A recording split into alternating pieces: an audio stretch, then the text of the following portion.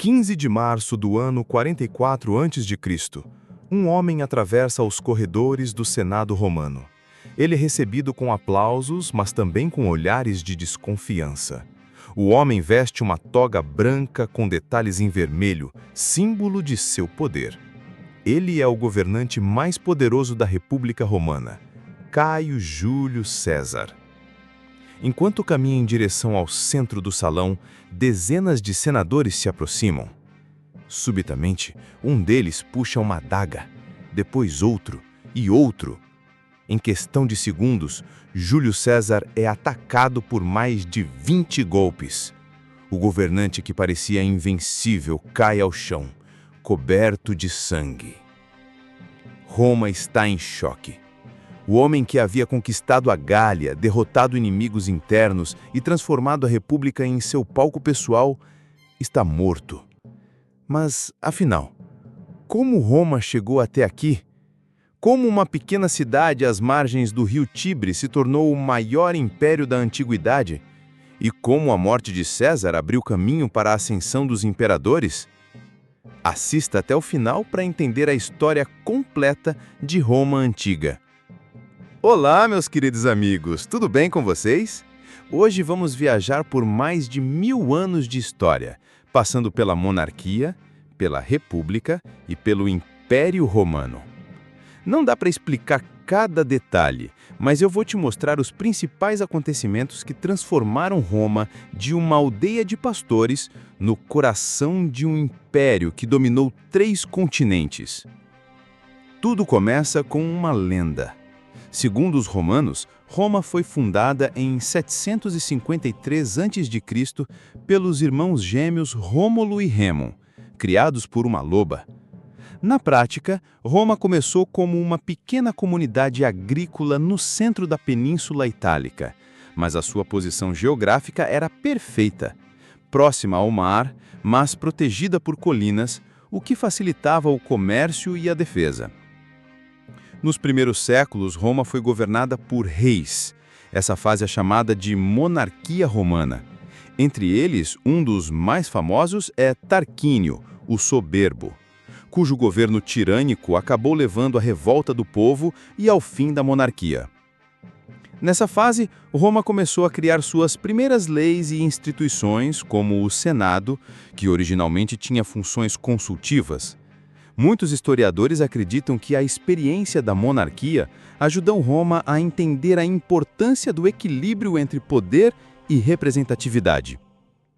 Além disso, a religião e a cultura eram centrais.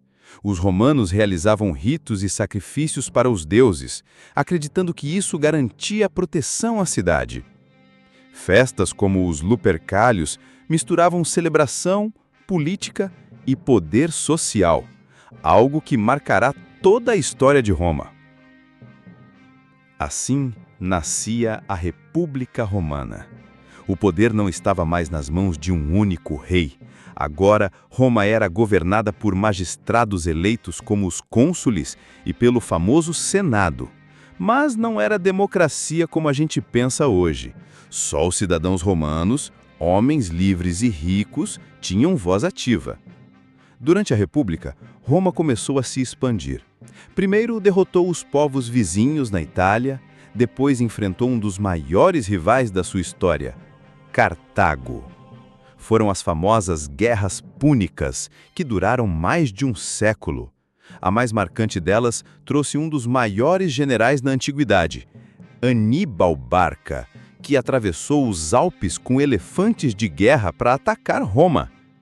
Mesmo assim, os romanos venceram, e a vitória sobre Cartago deu a Roma o controle do Mediterrâneo.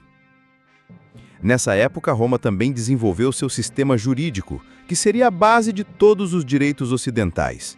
A Lei das 12 Tábuas estabeleceu normas sobre propriedade, família e comércio, criando regras que davam segurança aos cidadãos e fortaleciam o poder do Estado.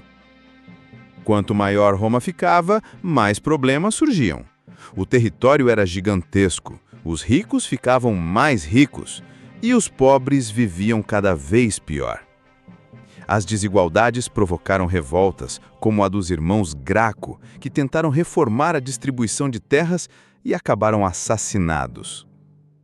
Depois vieram líderes militares como Caio Mário e Sula, que mostraram que o verdadeiro poder estava nos exércitos e não no Senado. Essa disputa culminou no famoso primeiro triunvirato: Pompeu, Crasso e Júlio César.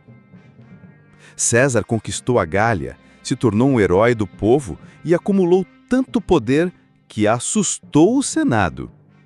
Ele atravessou o rio Rubicon com seu exército, um ato proibido, e declarou guerra civil contra Pompeu. O resultado? César venceu, virou ditador vitalício e parecia prestes a transformar Roma em um reino novamente. Durante esse período, a vida cotidiana também mudava. Roma cresceu e se tornou cosmopolita. Mercados vibravam com produtos da África e da Ásia, gladiadores lutavam em arenas e a elite desfrutava de banquetes luxuosos enquanto a população comum enfrentava fome e doenças. Com a morte de César, Roma mergulhou em mais guerras civis. No fim, o poder ficou nas mãos de seu herdeiro adotivo, Otávio, que recebeu o título de Augusto. Nasceu assim o Império Romano, que duraria mais de 500 anos no Ocidente e quase 1000 no Oriente. Sob Augusto, Roma viveu a Pax Romana, um período de relativa paz e prosperidade. Grandes obras foram construídas, como o Coliseu, o Panteão e aquedutos, que levavam água às cidades. O império se expandiu até o seu auge no século II d.C., sob Trajano, dominando territórios da Inglaterra até o Oriente Médio.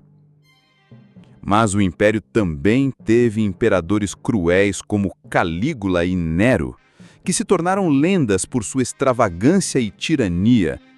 E não podemos esquecer dos exércitos romanos, que eram máquinas de guerra impecáveis. Suas legiões conquistaram vastas terras e impuseram ordem, mas também espalharam medo e destruição. Roma também influenciou a cultura mundial. A arquitetura, o direito, a língua latina e até o calendário ainda são usados hoje. Suas histórias de heróis e tiranos inspiram livros, filmes e séries modernas. Mas nada dura para sempre. Roma começou a enfrentar invasões bárbaras, crises econômicas e disputas internas. No século IV, Constantino transferiu a capital para Bizâncio, que depois ficou conhecida como Constantinopla. Em 476, o último imperador romano do Ocidente, Rômulo Augustulo, foi deposto, marcando oficialmente o fim do Império Romano do Ocidente. Mas a herança de Roma continuou viva. A sua língua, o latim, deu origem às línguas que falamos hoje, como português, espanhol, francês e italiano. Suas leis inspiraram o direito moderno e sua arquitetura e cultura continuam influenciando o mundo até hoje.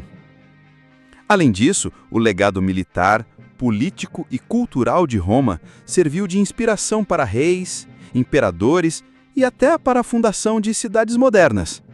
A ideia de cidadania, administração centralizada e infraestrutura urbana teve origem ali.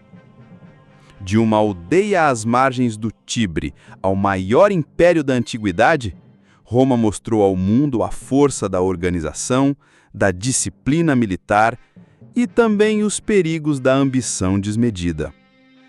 Afinal, como disse o historiador Edward Gibbon, a história da queda de Roma é, em grande parte, a história da corrupção do próprio homem.